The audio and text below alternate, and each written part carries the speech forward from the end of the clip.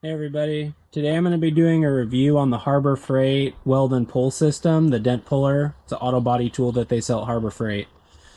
So I've played around with this a little bit so far. Um, Here's kind of what you're looking at. Here's the spot welder that welds the studs to the metal of the car. Um, Here's a closer look at it. They go in the end there, and then it welds it to it. This is a reset button here underneath, and then the button to weld it to the car is here. Um, and here's the slide hammer it comes with.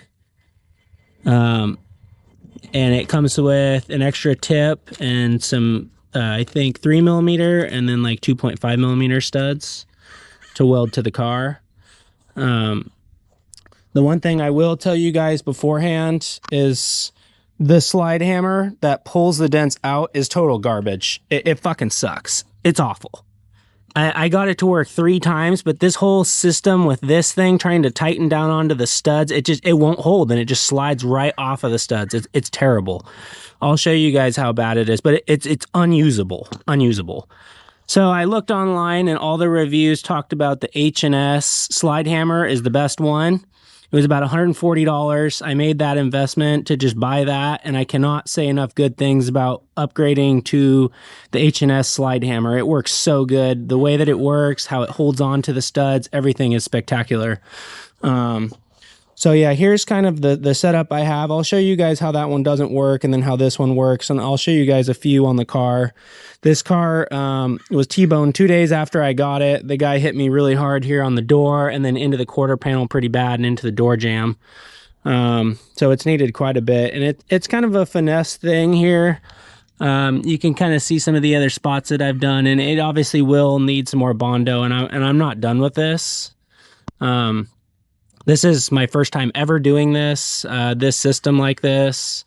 So it's taken a little bit of trial and error, kind of playing around with it. But so far, I really like it, and it's working really well. Like I said, my only complaint is that slide hammer is total garbage. It's pretty much useless in my opinion. But here, I'll show you guys how it works.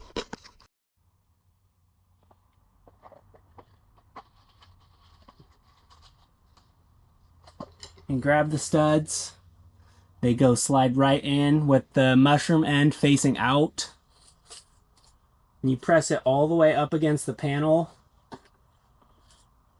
and hold it. It's a little tricky kind of know at first how long to hold it down.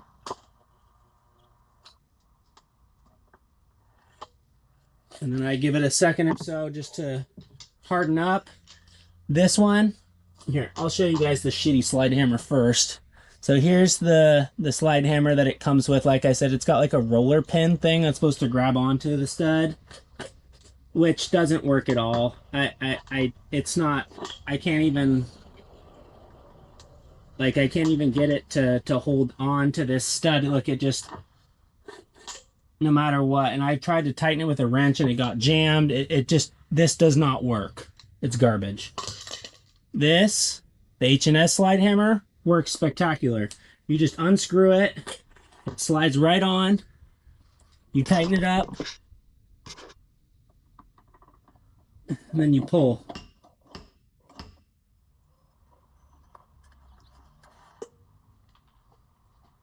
And you can do another one. And you have to do this for each individual low spot, so it is time consuming, but it works really well. I've been really pleased with how well it works.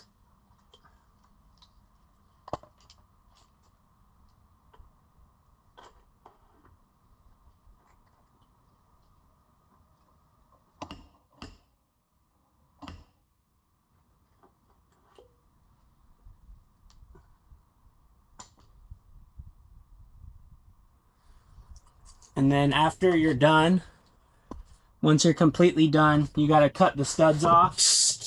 Come on.